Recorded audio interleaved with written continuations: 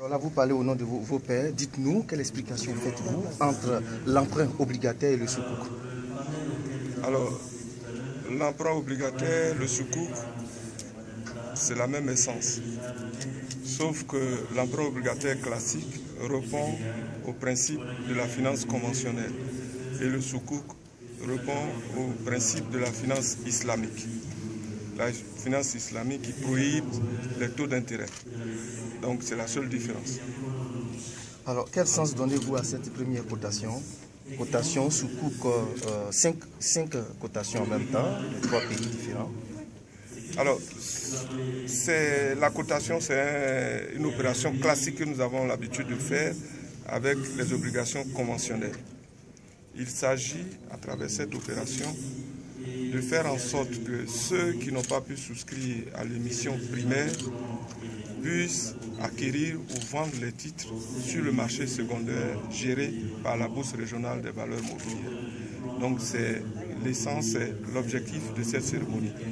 À travers l'introduction, à partir d'aujourd'hui, si vous voulez acquérir des titres sukuk, État de Côte d'Ivoire, État du Sénégal ou État du Togo, vous pouvez les acquérir à travers le canal de la Bourse régionale des valeurs mobilières. Alors vous quittez les emprunts obligataires, vous entrez dans un autre système qu'on appelait sukuk. Vous, représentant de l'État du Côte d'Ivoire, pourquoi courez-vous? Alors on court pour mobiliser le maximum de ressources au bénéfice de l'État. Vous savez, comme je l'ai dit, avec les instruments classiques qui sont les obligations et les bons, nous sommes un peu essoufflés. Il est donc convenu que nous trouvions des sources alternatives, novatrices de financement pour pouvoir mobiliser le maximum de ressources. Donc l'obligation sukuk, l'obligation islamique sukuk apparaît donc comme un instrument novateur qui permet de mobiliser le maximum de ressources. Au nom de vos pairs, vous avez fait une doléance par rapport à la mobilisation des investisseurs qui, semble-t-il, sont des investisseurs classiques. Quel souhait? Alors le recours au sukuk vise à diversifier la base de nos investisseurs qui commençaient à être essoufflés à partir de nos instruments classiques. Donc en recourant au sukuk, on s'attendait à avoir des bailleurs du Moyen-Orient et des bailleurs du pays arabe. Malheureusement, les 5 émissions que nous avons suivies ont reposé essentiellement sur les investisseurs classiques. Donc à l'avenir, on souhaitait que les bailleurs du Moyen-Orient et des pays arabes soient les premiers à investir dans nos titres sukuk. Merci. Monsieur le directeur général de la BRVM, juste un mot avant de vous... Non, juste un mot pour dire que... La différence d'abord entre le sukuk et l'emprunt obligataire. Alors, le sukuk est une obligation islamique qui prohibe le taux d'intérêt. Il n'y a pas de taux d'intérêt sur les sukuk. Mais il y a des revenus qui sont générés pour rémunérer ceux qui investissent dans les sukuk.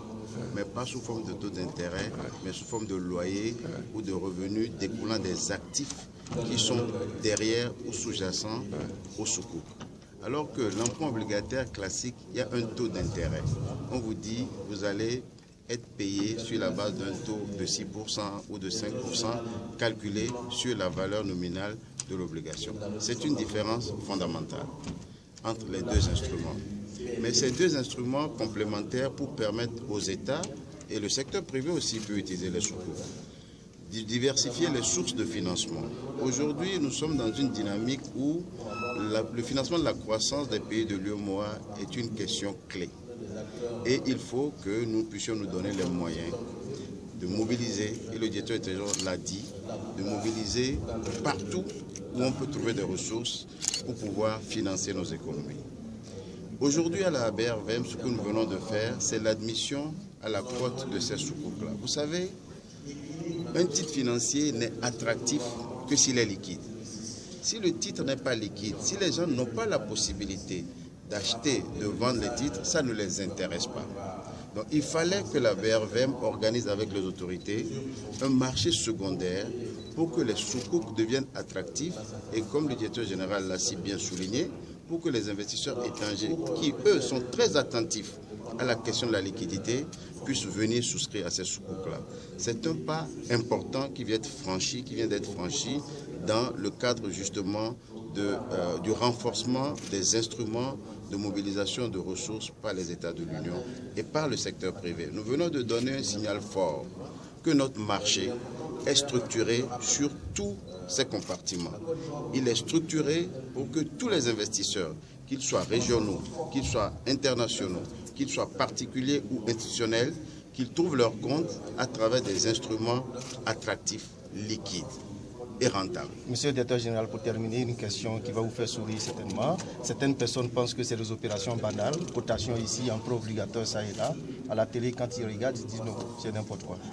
Que répondez-vous à ces personnes? Non, attention. Je pense que les instruments financiers ont un objectif qu'il ne faut pas qu'on ignore.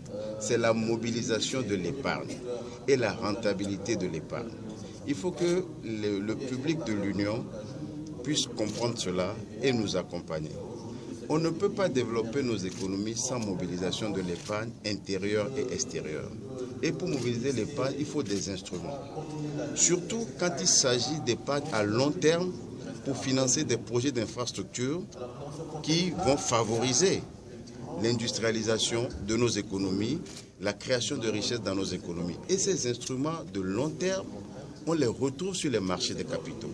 Et c'est pour cela que nos trésors se sont engagés à trouver ces instruments.